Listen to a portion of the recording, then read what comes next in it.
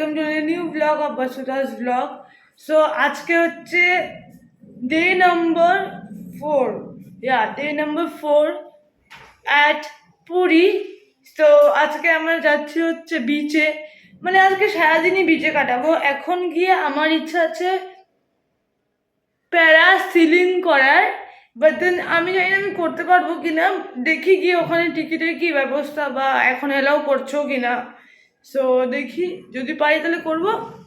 আর তারপরে বিচে স্নান করব, তারপরে বাড়িতে আসবো, তারপরে কিছু খেয়ে দে, তারপরে আবার আমরা যাব বিচে।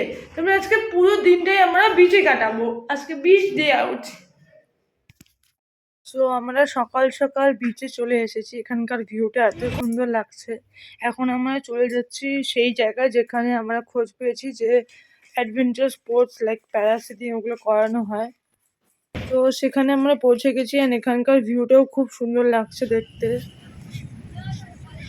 তো আমরা ফাইনালি প্যারাসিলিং করতে যাচ্ছি। আই ডোন্ট নো আমি করতে পারবো কিনা, but I will try.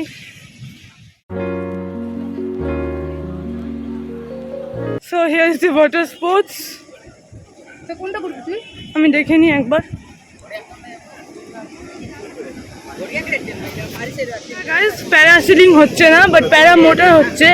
So paramotor আমি করবো 3000 টাকা দিয়ে। সো লেটস সি আমি করতে পারি কিনা। আমি ভেরি মাচ এক্সাইটেড।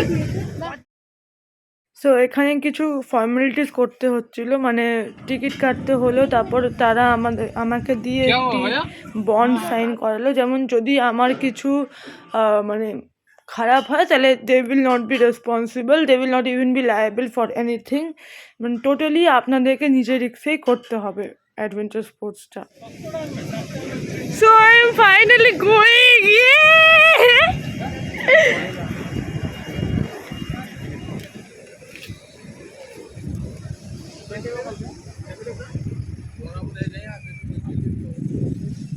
कैमरा है ना आपका? हाँ, कैमरा।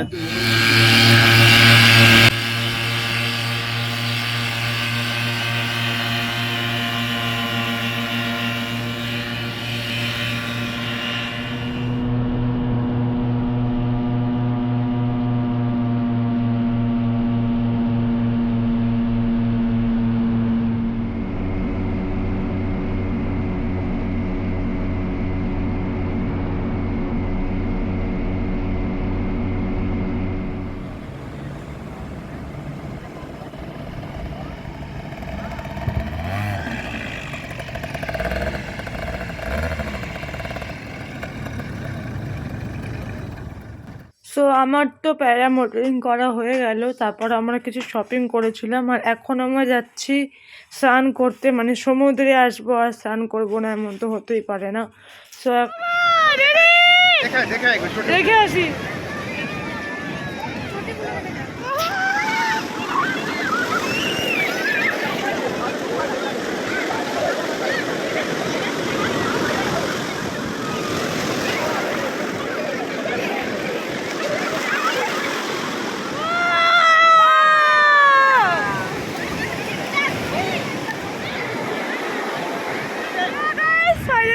স্নান করা হয়ে গেছে and we are totally fresh up.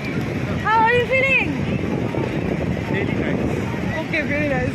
এখন আমাদেরকে ডাব খেতে হবে, বিকজ মা খুব খেতে ইচ্ছা করছে, আমারও খেতে ইচ্ছা করছে, বাবারও খেতে ইচ্ছা করছে। সো আমরা এখন যাচ্ছি ডাব কিনতে। বিচ সাইডে এটা খুবই কমন, ডাব পাওয়াই যায়। সো 3টে ডাব আমরা নিয়ে নিলাম, তারপর ডাব ঠাব খেয়ে আমরা চলে যাচ্ছি এখন হোটেলের উদ্দেশ্যে।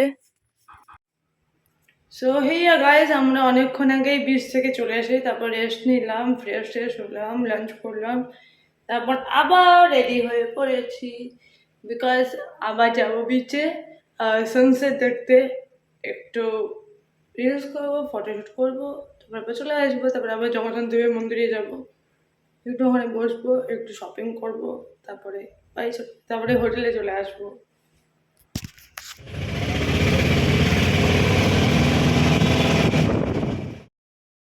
তো আমরা ফাইনালি পৌঁছে গেছি বিচে, কিন্তু বিচে আসার পরে আমি জানতে পারলাম যে বিচে সানসেটটা হবে না, সানসেটটা টোটালি অপোজিট সাইডে হবে। তবু আমি আপনাদেরকে দেখানোর চেষ্টা করবো সানসেটটা।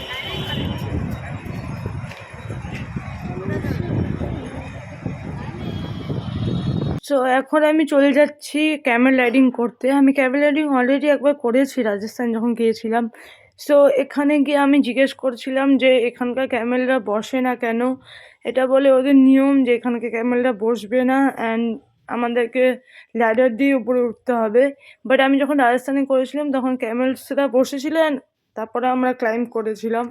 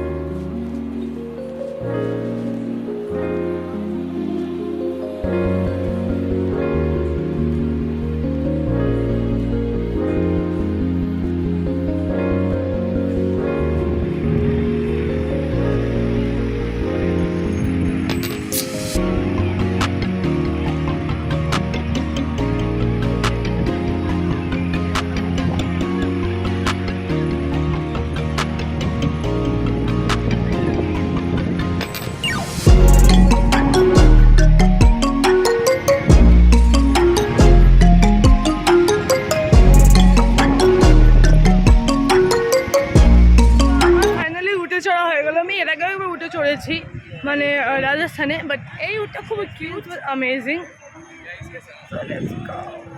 এখন দেখা যাক কি করি। এখান থেকে সানসেটটা দেখতে খুবই সুন্দর লাগছিল।